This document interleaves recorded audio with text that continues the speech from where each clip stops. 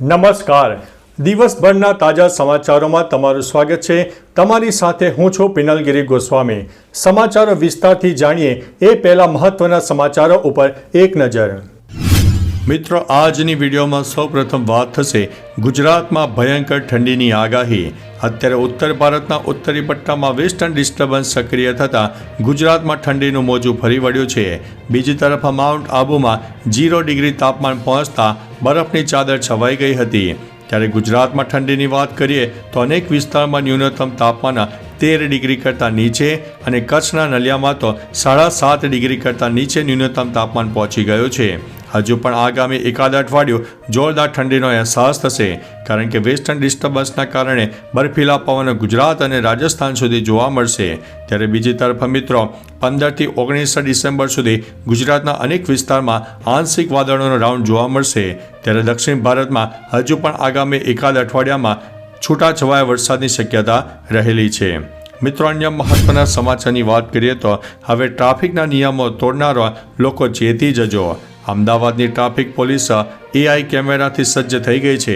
Ahmedabad police commissioner તરફથી traffic પોલીસને 32 જેટલા AI કેમેરા આપવામાં આવ્યા છે, જે સતત ટ્રાફિક પર બાજ નજર રાખી રહ્યા છે. જો હવે આપ ટ્રાફિક નિયમોનું પાલન ન કર્યો તો AI કેમેરામાં કેદ થશો અને આપના ઘરે મેમો આવશે. વસ્ત્રાલ રિંગ રોડ પર આવેલા ટ્રાફિક પોલીસ ચોકી પરથી આ AI કેમેરાનો ઉપયોગ કરવામાં આવી રહ્યો છે. મિત્રો, અન્ય મહત્વના સમાચારની વાત કરીએ તો સસ્તી બ્રાન્ડની વિદેશી સિગારેટની ડિમાન્ડ પણ વધી રહી છે. ગુજરાતમાં પણ સસ્તી બ્રાન્ડની વિદેશી સિગારેટની ડિમાન્ડ વધી છે. છેલ્લા 4 વર્ષમાં જ ગુજરાતમાંથી અંદાજિત 85 કરોડ રૂપિયાની વિદેશી સિગારેટ પકડાઈ છે. યુવાનો તમાકુના બંધાણી ન બને તે માટે સરકાર તમાકુની બનાવટનો ઓછામાં ઓછો ઉપયોગ થાય તે દિશામાં પ્રયત્નશીલ છે, જેના માટે સરકાર તમાકુ અને તમાકુની બનાવટ પર વધુમાં વધુ કર લગાવે છે, જેથી તેનો ઉપયોગ ઘટાડી શકાય છે. મિત્રો, અન્ય મહત્વના સમાચારની વાત કરીએ તો મુસાફરોથી ભરેલી બસ ઊંડી ખીણમાં પડી, એકનું થયું છે મોત. હિમાચલ પ્રદેશના કુલ્લુ જિલ્લાના અની વિસ્તારમાં મુસાફરોથી ભરેલી ખાનગી બસ ઊંડી ખીણમાં પડી ગઈ હતી. આ ઘટનામાં ડ્રાઈવરનું ઘટના સ્થળે મોત થયું છે. સવારે 11:30 કલાકે સ્વાદ નિગાન રોડ પર સકલદ પાસે બસ ઊંડી ખાણમાં પડી ગઈ હતી. આ બસમાં 25થી 30 જેટલા લોકો સવાર હતા. ઈજાગ્રસ્ત મુસાફરોને હોસ્પિટલ લઈ જવામાં આવ્યા હતા. મિત્રો, અન્ય મહત્વના સમાચારની વાત કરીએ તો અભિનેતા ધર્મેન્દ્રને કોર્ટની નોટિસ. દિલ્હીની એક કોર્ટે છેતરપિંડીના કેસમાં અભિનેતા ધર્મેન્દ્રને સમન્સ જારી કર્યા છે. દિલ્હીની એક કોર્ટે ગરમ ધરમ ધાબા સંબંધિત છેતરપિંડીના કેસમાં બોલિવૂડ અભિનેતા ધર્મેન્દ્ર અને અન્ય 2 લોકોને સમન્સ જારી કર્યા છે. ગરમ ધરમ ધાબાની ફ્રેન્ચાઇઝીમાં રોકાણ કરવાની લાલચ આપીને છેતરપિંડીનો આક્ષેપ કરતા દિલ્હીના એક વેપારીએ ફરિયાદ નોંધાવી છે, જેના આધારે આ સમન્સ જારી કરવામાં આવ્યું છે.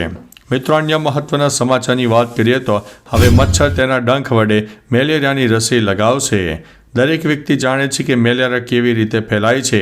વૈજ્ઞાનિકોએ એવી રસી બનાવી છે જે મચ્છરોમાં ઇન્જેક્શન આપી શકાય છે. જો આ રસીથી સજ્જ મચ્છર તમને કરડે તો તમને મેલેરિયા નહીં થાય, પરંતુ તેનાથી રક્ષણ મળશે.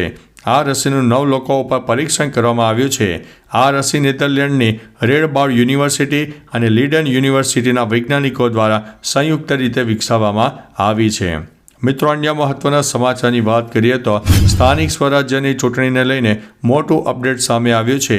ગાંધીનગરમાં ગઈકાલે કેબિનેટની બેઠકનું આયોજન હતું. આ બેઠકમાં મંત્રીઓના સ્થાનિક સ્વરાજ્યની ચૂંટણીઓ અંગે જિલ્લા પ્રમાણે જવાબદારી સોંપાઈ હતી. જાન્યુઆરીમાં સ્થાનિક સ્વરાજ્યની ચૂંટણીઓ જાહેર થઈ શકે છે.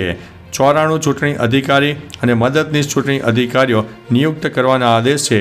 રાજ્યમાં આ પહેલાં 2021માં 21 અને 28 ફેબ્રુઆરીએ સ્થાનિક સ્વરાજ્યની ચૂંટણીઓ યોજાઈ હતી. મિત્રો, અન્ય મહત્વના સમાચારની વાત કરીએ તો તમન્ના ભાટિયાને જિમ્મી શેરગિલ ખૂબ ગમતો હતો. તમન્ના ભાટિયા અને વિજય વર્માના રિલેશનશિપની ચર્ચા વચ્ચે તાજેતરમાં તમન્નાએ એક ઇન્ટરવ્યૂમાં પોતાના ક્રશ અંગે રસપ્રદ ખુલાસો કર્યો છે. એક ઇન્ટરવ્યૂમાં તમન્નાએ જણાવ્યું હતું કે તેને મોહબ્બતેના જિમ્મી શેરગિલ પર ભારે ક્રશ હતો અને તે તેને બહુ જ ગમતો હતો. તમન્નાએ જ્યારે આ ખુલાસો કર્યો ત્યારે જિમ્મી પણ ઇન્ટરવ્યૂમાં હાજર હોવાથી તેણે ખૂબ શરમાતા આ વાત કરી હતી. મિત્રો અન્ય મહત્વના સમાચારની વાત કરીએ તો 2 લૂંટેરી દુલ્હનની ગેંગે એક સાથે 2ને ફસાવ્યા છે. સુરતમાં 2 લૂંટેરી દુલ્હને જોડી બનાવીને વરાછાના 2 લગ્ન ઈચ્છુક યુવકોને લૂંટી લેવાનો મામલો સામે આવ્યો છે. ત્યારે લૂંટેરી દુલ્હન પર જોડી બનાવી યુવાનોને ખંખેરતી હોવાનો મામલો બહાર આવ્યો છે. સમગ્ર મામલે વરાછા પોલીસે લૂંટેરી દુલ્હન અને તેના સાગરીતો સામે ગુનો નોંધીને તપાસ હાથ ધરી છે. મિત્રો અન્ય મહત્વના સમાચારની વાત કરીએ તો સોનું ફરી ચમક્યો, ચાંદીમાં પણ મોટો વધારો. સોના ચાંદીના ભાવમાં વધારો થયો છે. India Boolean and jewellers association અનુસાર 24 કેરેટ સોનાના 10 ગ્રામની કિંમત 421 રૂપિયા વધીને 77,113 રૂપિયા થઈ ગઈ છે. અગાઉ સોનાની કિંમત 76,692 રૂપિયા પ્રતિ 10 ગ્રામ હતી. ચાંદીના ભાવમાં પણ વધારો થયો છે, જે 1,175 રૂપિયા વધીને 92,975 રૂપિયા પ્રતિ કિલો થઈ ગઈ છે. અગાઉ ચાંદીનો ભાવ 91,800 હતો. મિત્રો અન્ય મહત્વના સમાચારની વાત કરીએ તો કપૂર ફેમિલી પીએમ મોદીને મળવા દિલ્હી પહોંચ્યા હતા. 14મી ડિસેમ્બરે રાજ કપૂરની 100મી જન્મ જયંતિ છે. કપૂર પરિવાર તેને ધૂમધામથી ઉજવવા જઈ રહ્યો છે. આ પ્રસંગે કપૂર પરિવારના સભ્યો વડાપ્રધાન મોદીને મળવા દિલ્હી પહોંચ્યા હતા. મુંબઈના કાલીના પ્રાઇવેટ એરપોર્ટ પરથી દિલ્હી જતા કપૂર પરિવારની તસવીરો સામે આવી છે.